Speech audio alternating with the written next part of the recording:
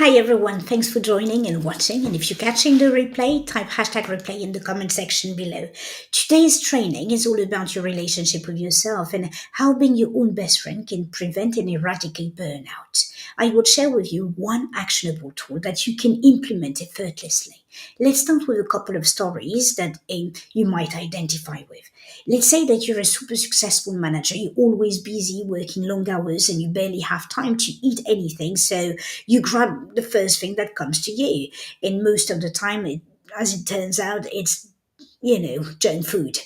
And so leaving you feeling bloated, tired, and guilty. Or you have two young kids at home and you're constantly busy cleaning, cooking, school drop off, and after school activities, homework. Taking a shower at times can feel actually like a challenge. You spend most weeks ignoring yourself and not even being able to look at yourself in the mirror, feeling anything but feminine and attractive. And it feels like you've lost yourself, or you're someone people always need. Your friends, your family, your colleagues, everybody calls you, but they never ask you how you're doing. It feels like you're their therapist, just there for them to vent, and it feels lonely. You feel lonely. You feel like your needs don't matter, like you don't matter. In all these scenarios, your needs aren't met. Not because you're at service or because you really want to help. No, because you neglect yourself. The common denominator here, it's you.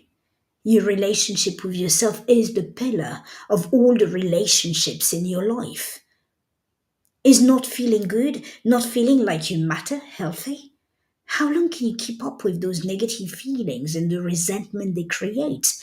Think about it. If your best friend came to you with those struggles, would you tell them, oh, it's okay to suffer? Anyway, you were born to sacrifice yourself for others. Or would you tell them to create the space for themselves? So, what is stopping you from having the same reflection for your own life? Look, changes a decision away, and you can make a conscious decision right now and become your own best friend. When asked to do something for someone else, take a second and ask yourself, what do I need?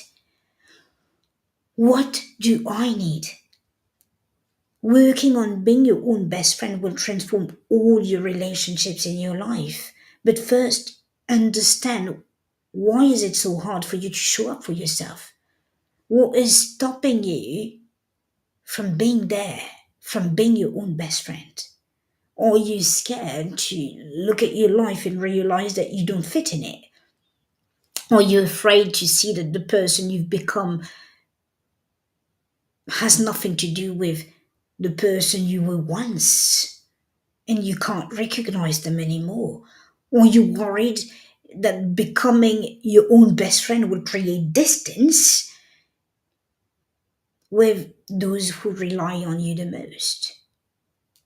Well, you might need new friends, people who actually care enough to find out how you're doing, but you must confront your fears right now so you can move forward and choose. Choose you. Don't use being a parent as an excuse. This should be your drive. Your relationship with yourself in this case isn't just about you, it's also an example that you set for your kids. They see you every day. They see how you treat yourself, and how you treat yourself will become their reference point for self treatment and how they must treat others. By confronting fear, you're already growing. Understand that. Don't walk away from answering those questions. Do the work. I'm Matty Mariko, your burnout recovery coach and purpose mentor. And if you struggle to find a moment for yourself, if you feel overwhelmed most of the time and you want to improve the situation you're in, but unsure how to do that or where to start, send me a private message. We'll have a one on one conversation. It won't be a sales call. We'll focus on one specific question to help you realize that things don't have to stay this way. But send me that message now. And remember to leave a comment.